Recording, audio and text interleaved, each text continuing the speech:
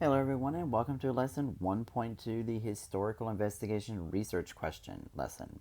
So by the end of this lesson, you should be able to write an effective and appropriate research question and write a complete and effective justification for your research question.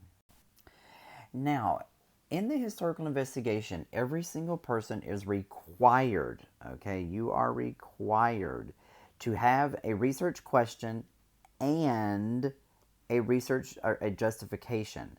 And the justification is actually mentioned on the rubric. So it is something that most often kids just negate and forget about. But it is something that keeps points off of the board from you. So we need to make sure that everybody does complete this justification. Now, the first part of the historical investigation is obviously Part A, and Part A is the source evaluation, and that's the first part. However, we are not going to write that part yet. That part is going to be done second. We are going to begin writing Part B of the HI first, and that is the actual investigation itself. This is the part that has the most amount of points, and so we're going to be writing Part B first. However, we wanted to make sure that you were aware that your research question and your research justification will actually go in Part A and not in Part B. So that it may be a little bit confusing, but if it is, we'll figure it out at the end here. But just understand the first thing we're going to be working on is Part B at this point. So when you're doing your research question and justification part, you will include a brief introduction to your research question and then the justification of its historical value. So you're going to explain to us your question, why is your question historically relevant or historically valuable? This is exactly 2 sentences, no more, no less. So that you only have a certain amount of words, so always remember exactly 2 sentences for your research justification, and that is it. Do not belabor this. 2 sentences and move on. So what makes a good historical investigation research question? Well, there's several things that make a good one. First of all, it must be arguable. What this means is that does it have a thesis and a counterclaim? So you have to be able to say, I believe X, but I can also understand how someone could believe Y, but I believe that Y is wrong and this is how. Okay, so it is arguable. A good research question is specific enough that you can adequately address it in only 5 paragraphs. So it has to be specific enough that you can address it in enough to 5 paragraphs, but it cannot be specific enough that you cannot elaborate enough in 5 paragraphs. So there's a fine line there, and that's the part of the reason why we do the research question part first, so we can figure out if your research question gives you enough depth that you can actually write 5 paragraphs or if it doesn't. And a good research question explores continuity and or change over time or significance. So it's going to focus on two of these, one or either of these skills, either continuity and change over time or significance. And so what does that particular thing mean about continuity and change or significance? Well, impact of a policy or leadership, significance of a change, evolution of law or culture, a cause or an effect. So, what caused World War I? What caused 9/11? The impact of the Patriot Act on American foreign policy, those types of things. Lastly, remember, you can argue that policy, leadership, or event was ineffective or not beneficial or not the primary reason for a change. So you do not have to make the continual argument that something is a primary reason for it. You can also argue the negative and say that it was not. Here's just a short list of examples that you could potentially explore. Some of them include things like an event causing another event, or a movement causing a policy, or an ideology causing a movement. Take a moment and look through some of these to see if any of them are of interest to you. Now, there are a couple of things that your research question is required to have. So these are things you must have when you're writing your research question.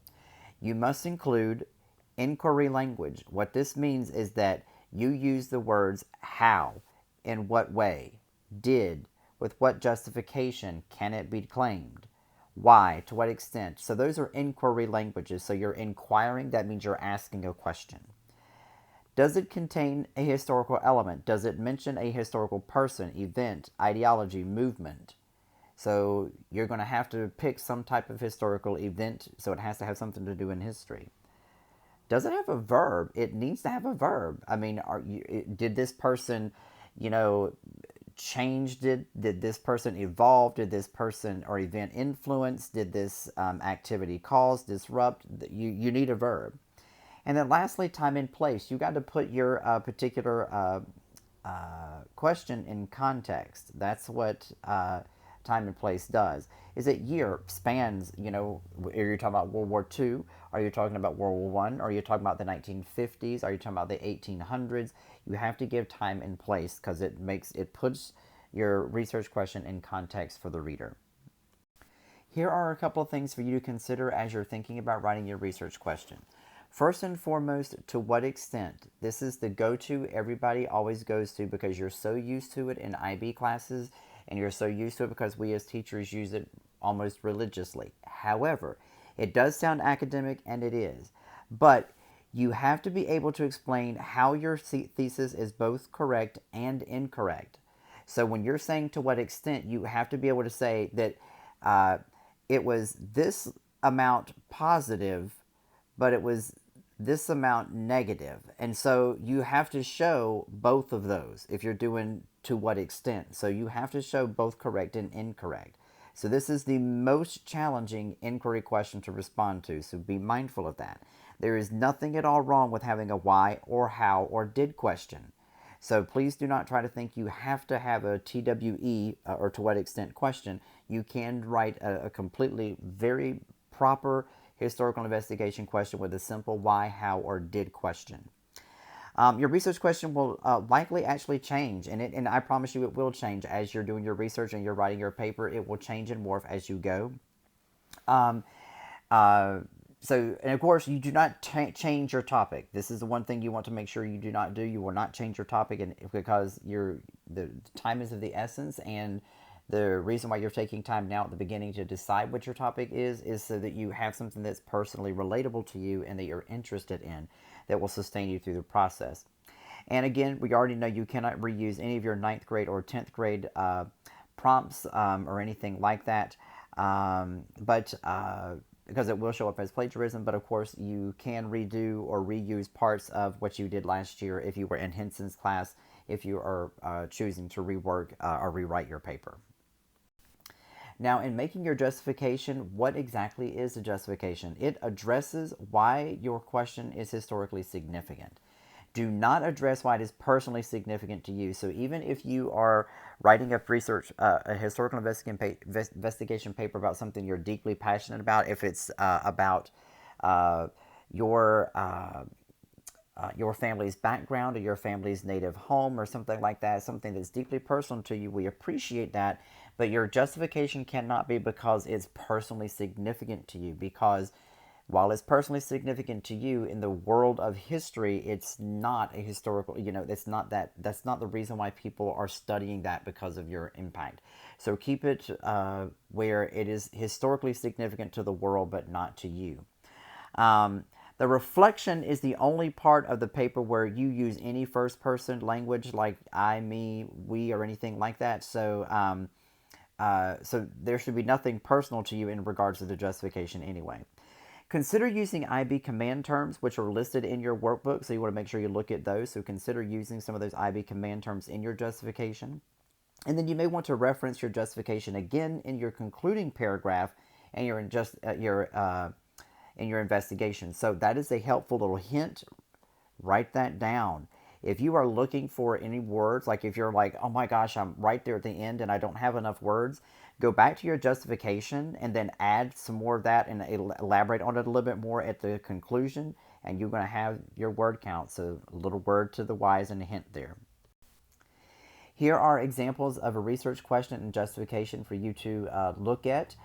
These are pretty decent research questions and justifications for you to look at as examples. So what do you need to do now? You need to complete part 2 of the historical investigation notebook. So all of you should have your notebooks open. You're going to complete part 2. This will include parts A and part B. So when you get to part 2, there are 2 parts. You're going to complete both. You must get teacher approval before moving forward in the process. So this lesson is a huge one. So you must see me and get my approval. You cannot move on to 1.3 until you get my approval. So please make sure that you have sought me out and I have signed off on what you need to do for 1.2. All right. So this concludes our lesson, the HI research question. So at this point, can you write an effective and appropriate research question? Hopefully you can. Can you write a complete and effective justification for your research question? There should be a question mark there. And have you submitted your research question justification for me to approve? So have I approved it?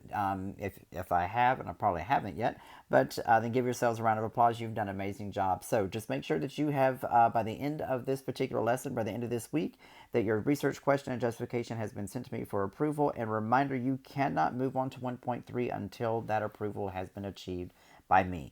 Thanks again for your due diligence. Have a wonderful and amazing day.